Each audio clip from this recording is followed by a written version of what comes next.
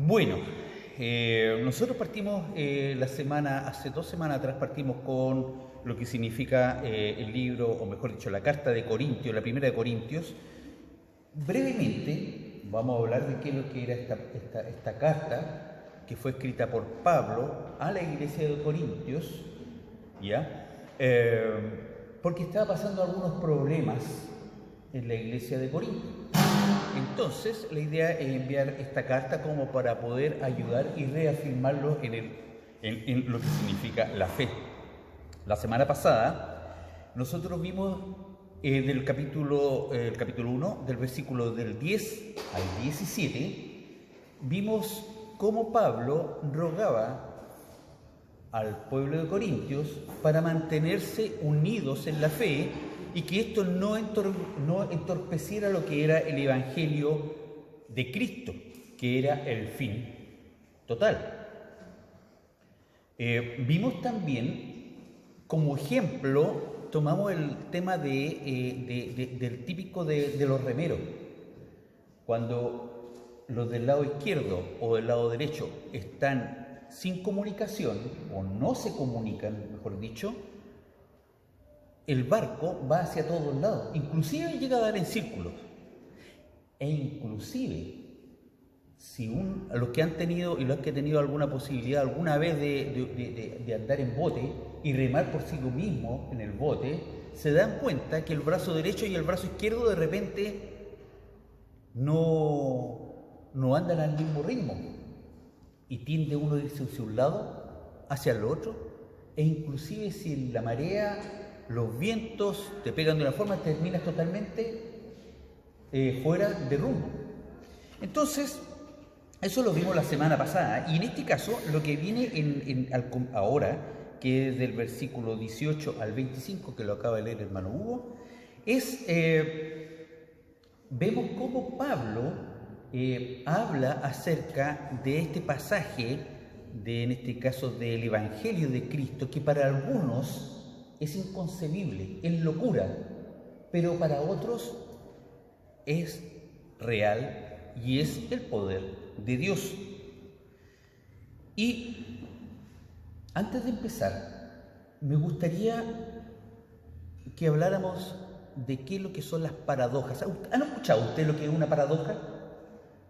La paradoja es un hecho o un dicho que va en contra de la lógica. Por ejemplo, tenemos paradoja en el negocio de la esquina, el almacén. Hoy no se fía, mañana sí. Va al otro día y va a encontrar lo mismo y así sucesivamente. Tenemos otra paradoja que es bien simpática. Por ejemplo, les afirmo, yo siempre miento. La pregunta es, o la lógica te dice, ¿está diciendo la verdad o está diciendo la mentira? Entonces queda ahí como en un loop. Tenemos también otras paradojas. Por ejemplo, si nosotros tuviéramos un plan maestro de nuestra vida, y si nosotros nos enfermásemos, pero nuestro plan maestro dice que me voy a sanar, es cosa de esperar en el tiempo porque sé que lo voy a sanar. Por otro lado, si estoy enfermo y el plan matriz, el plan maestro dice que no me voy a sanar, la pregunta es, ¿de qué me sirve ir al doctor si no me va a ayudar? Entonces uno se pregunta, ¿sirve o no sirve un doctor? Esas son las paradojas que existen en el mundo. Y así como esas paradojas, también tenemos la paradoja que dice, para tener paz, prepárate para la guerra. ¿Pero cómo eso? Pero bueno, nos damos cuenta que la Biblia está llena de paradojas. Y habla de repente en paradojas. Y hay mucha gente que todavía no entiende esa forma de hablar de la Biblia. Por ejemplo, le voy a poner el caso de Juan 12:25. Dice Juan 12:25, el que se apega a su vida la pierde, En cambio, el que aborrece su vida en este mundo, la conserva para la vida eterna.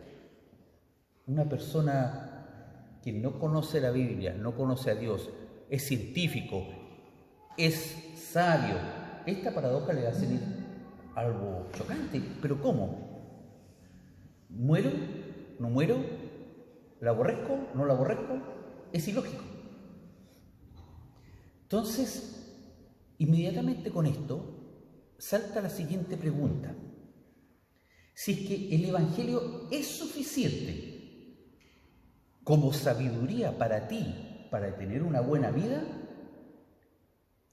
o requieres algo más de sabiduría del mundo para llevar tu vida, vuelvo a repetir. Si es que el Evangelio es suficiente sabiduría para ti, para tener una mejor vida o llevar una vida plena, o requieres de un apoyo de sabiduría humana para lograrlo. Oremos. Padre eterno, primeramente, Señor, te damos gracias, Señor, por todo lo que nos has dado en esta semana, Señor. Sabemos que tú estás tras nosotros, Señor. Sabemos que tú estás ahí, Señor. Se siente en todo momento, Señor. Te damos gracias, Señor, porque estamos aquí, Señor, en tu casa de oración, Señor. Estamos aquí compartiendo como hermanos de la palabra, Señor, y aprendiendo y sabiendo de ti y alabándote, Señor. Te pido que te quedes en este momento con nosotros, Señor. Abra nuestros corazones, nuestras mentes, Señor, para poder captar, Señor, la palabra del día de hoy. Por Cristo Jesús. Amén. El capítulo, la que vamos a ver ahora, parte de los versículos 18 y 19, donde Pablo habla de que el Evangelio de la cruz es una locura para los que se pierden, ¿ya? Pero sin embargo es un mensaje de poder para los que conocen a Dios. Hay que recordar en el capítulo que el pueblo de Corintios es un pueblo que principalmente es pueblo gentil. Hay romanos, hay griegos, pero también hay judíos, y también empezaron a nacer la primera iglesia cristiana. Cuando Pablo estuvo en Corintios en su tercer viaje misionero, y estuvo alrededor de 1 año y medio con ellos. Así que encontramos de todo. Pero también Pablo habla de lo que significa el poder de Dios para los que creen en Él. Sabemos que el Evangelio es la salvación para nosotros, los creyentes en Cristo, ¿ya? Y sabemos que esa salvación es la sabiduría de Dios. Nosotros, durante nuestro crecimiento como cristianos, o cuando empezamos a conocer a Dios, sabíamos que el Antiguo Testamento era el periodo de la ley, porque está la ley, ¿no es cierto?, las tablas de la ley, y también la ley terrenal, que era la ley de Moisés. Y después venía el periodo de la gracia. Pero aquí nosotros vemos el plan de Dios y la sabiduría de Dios. Porque si hablamos de la gracia, nos vamos al tiro al Nuevo Testamento, pero la gracia estuvo desde antes, desde el principio. La gracia estuvo con Abraham, Dios con Abraham en Génesis 17. Estuvo con él cuando hizo el pacto unilateral. No lo hizo porque Abraham no era buena onda, lo hizo por gracia. Después, en Génesis 18, también Dios, por gracia, dijo: te voy a dar descendencia con Sara. Sara no podía tener hijos. Y aquí viene otra paradoja. Lo que piensa el ser humano, Sara no podía tener hijos porque tenía cerca de 90 años. Imposible. La ciencia nos dice que no puede ser así. Pero Dios en este caso nos enseña y aplasta esa teoría y dice: yo te voy a dar descendencia. La sabiduría del hombre dijo: vamos a tener continuidad Ya, como yo no puedo tener hijos, Sara dijo, vas a tener continuidad con nuestra esclava, ¿cierto? Agar. Y nació Ismael. Y Dios se encargó de que esa sabiduría humana fuera aplastada. Pues se hizo lo que Él dice, que es así. Entonces tenemos también en Génesis 21, también tenemos la gracia de Dios, donde en este caso Dios derramó su gracia con Isaac, y cuando fueron desterrados Agar e Ismael y estaban a punto de perecer, Dios derramó su gracia con Ismael y le dijo: yo no me he olvidado de ti, igual vas a tener un pueblo grande. También vemos en Génesis 25 la gracia de Dios. Dios sabía de antemano que el señor Isaac iba a tener dos niños, y dijo: el primero, antes que nacieran, el más pequeño va a gobernar sobre el más grande. Jacob gobernó sobre Isaú. Isaú era el mayor. Entonces, como podemos ver, la sabiduría del Señor está desde el principio. Termina esta parte de los versículos 19 cuando Pablo cita, en este caso, las Escrituras. ¿Y qué Escrituras cita? Dice: destruiré la sabiduría de los sabios, frustraré la inteligencia. Dice: pues está escrito, destruiré la sabiduría de los sabios y frustraré la inteligencia de los inteligentes.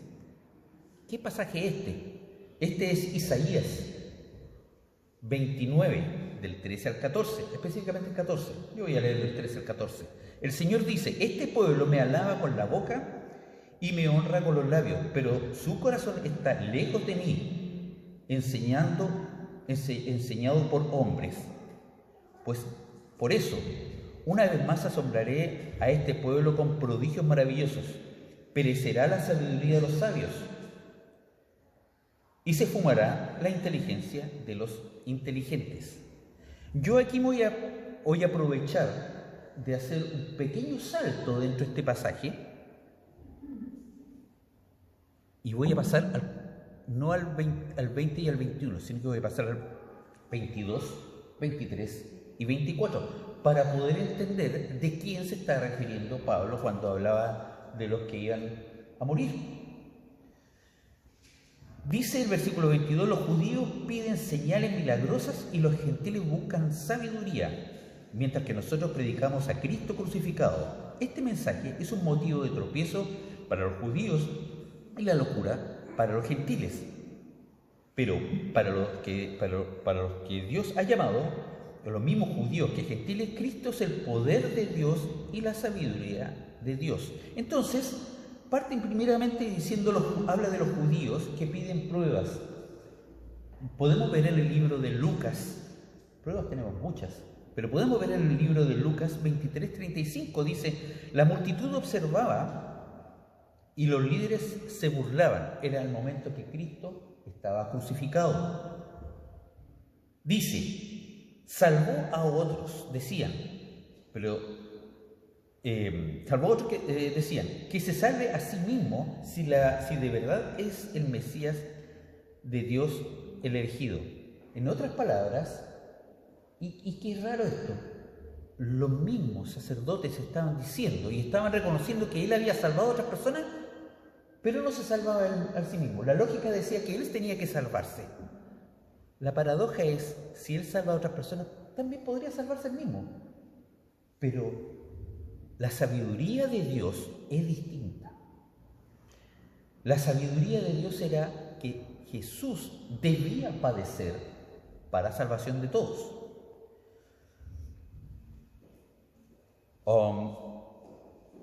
En el desayuno de varones ayer habíamos conversado, estuvimos conversando varios temas y tocamos también el tema de Juan.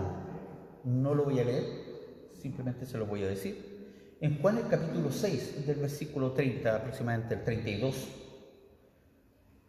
el pueblo judío le dice a Jesús y le pide pruebas para poder creer en Él, así como en sus antepasados, ¿ya? Moisés en la NTV, la Biblia NTV, que es la misma que la NBI, en la otra versión, así como Moisés había dado a alimentar al pueblo judío en el desierto. Y Jesús le dice, primero que todo, Moisés no dio de comer al pueblo de Israel, fue Dios. El hombre ya tergiversando toda la información y pidiendo nuevamente pruebas.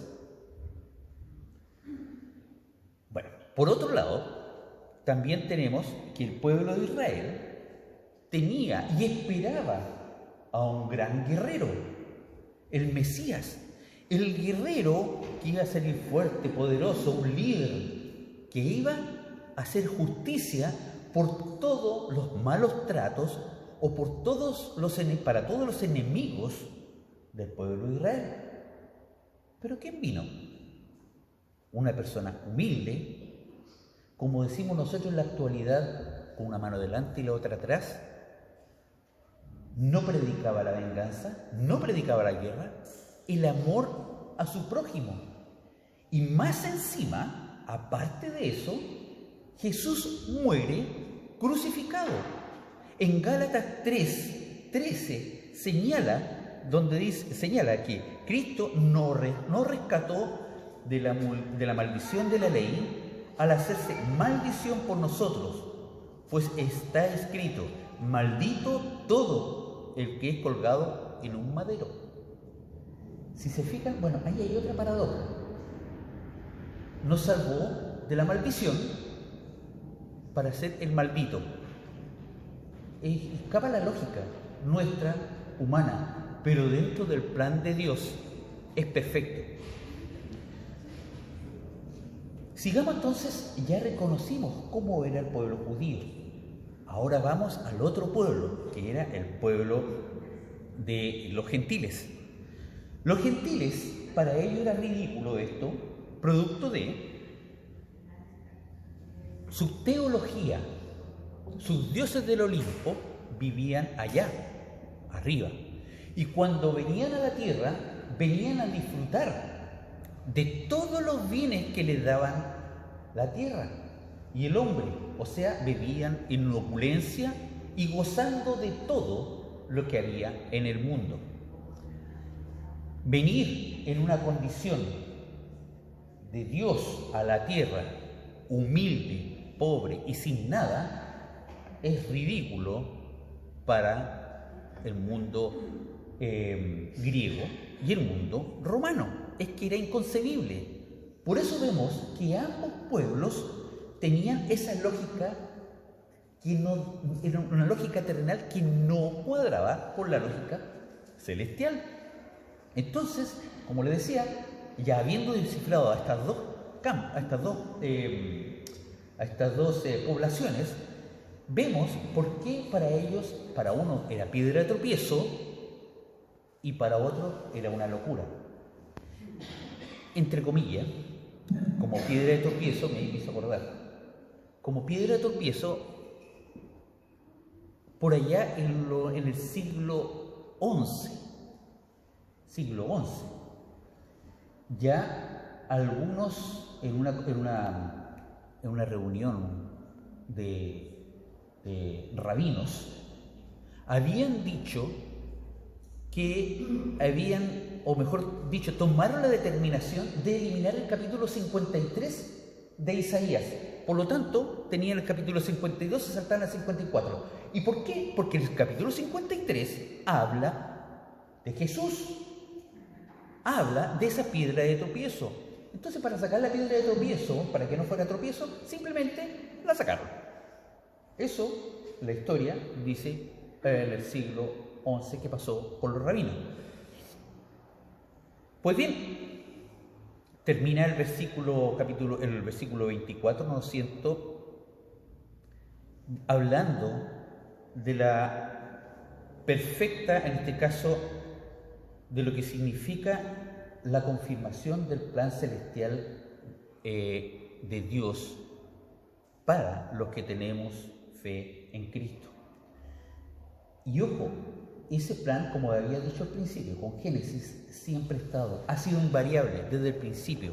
Desde la historia del hombre, de la historia del universo, ha sido así y no ha variado.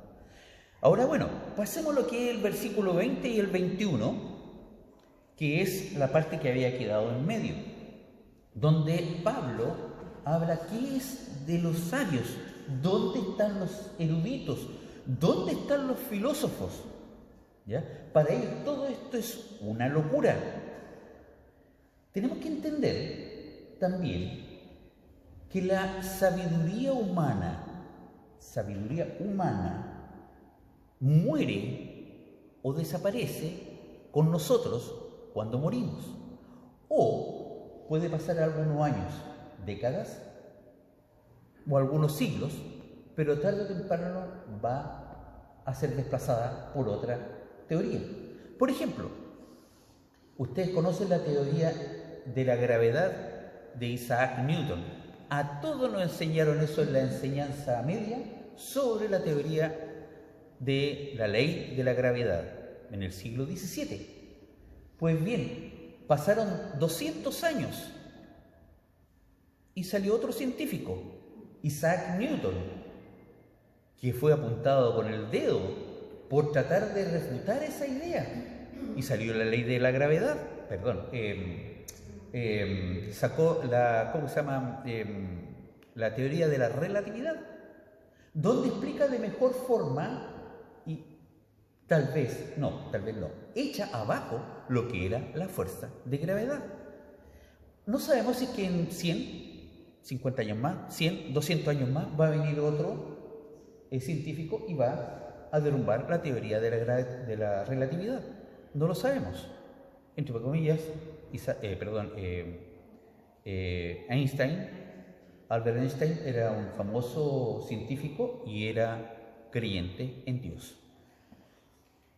Entonces, como vemos, la sabiduría, o mejor dicho, la inteligencia humana, primero que todo, la inteligencia humana va a tender a aprovecharse de los menos inteligentes.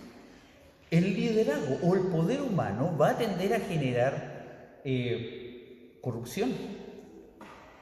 Y por otro lado, la sabiduría humana todavía no se logra explicar los milagros. Entonces, si juntamos la sabiduría humana, si juntamos el poder humano, el liderazgo y la inteligencia, jamás va a poder interpretar lo que es la sabiduría y va a poder revelar quién es Dios. Nosotros no aprendimos de Dios y no aprendimos de Jesús por científicos, por sabios, por líderes, sino que nosotros lo aprendimos a través de la palabra, del evangelio, de la entrega, de la predicación de otro hermano hacia uno. Y así ha sido durante toda la existencia del hombre. Ha sido de esa forma, no ha sido en forma científica. El versículo 25 dice: pues la locura de Dios es más sabia que la sabiduría humana, y la debilidad de Dios es más fuerte que la fortaleza humana. Aquí nosotros tenemos que entender lo siguiente. Sabemos que Dios es omnipresente, omnisciente y omnipotente. Dios no tiene debilidades. Pero aún así Pablo dice que si llegase a tener alguna debilidad, ¿ya?, sería infinitamente superior a todo lo superior del ser humano. Por lo tanto, la teoría humana no encaja en la teoría de Dios, en la sabiduría de Dios. Y eso tenemos que tenerlo claro, porque siempre nosotros nos hacemos preguntas: ¿por qué pasan estas cosas? Y la lógica humana, como es cortoplacista, llega hasta este momento y nada más. Pero la lógica humana no es capaz de visualizar 10, 20, 30 o 50 años o un siglo después, cuando nosotros ya no estemos acá. Eso y esa sabiduría la tiene Dios. Entonces, para ir concluyendo, después de analizar este pasaje y ver hacia atrás toda la creación de Dios, todo lo que ha hecho Dios y todo lo que ha hecho por el hombre, vemos su sabiduría que ha sido permanente, no varía como la del hombre. Lo había dicho, me acuerdo que en unas predicas anteriores había dicho que nosotros cuando nos pasa algo decimos, ¿por qué me pasa esto a mí? Si yo siempre estoy ahí, ¿por qué me pasa esto a mí? Y yo oro para que me solucione el problema ahora, porque nosotros somos cortoplacistas, lo voy a decir. Pero al otro día puede pasar una semana, un mes, un año, varias décadas, y ahí vas a recordar y vas a decir, chanfle, lo que Dios hizo era lo correcto y yo estaba equivocado. Y ahí recién logras entender por qué te había pasado eso. Entonces la sabiduría de Dios es infinita con respecto a la del ser humano. Entonces, yo quiero colocar una frase acá al final. Tengo escrito acá, el sabio más sabio es aquel que basa su sabiduría en Cristo Jesús y privilegia lo divino antes que lo mundano. Vuelvo a decir, el sabio más sabio es aquel que basa su sabiduría en Cristo Jesús, es decir, privilegia lo divino antes que lo mundano. Y termino la prédica del día de hoy citando nuevamente la misma pregunta que hice al comienzo.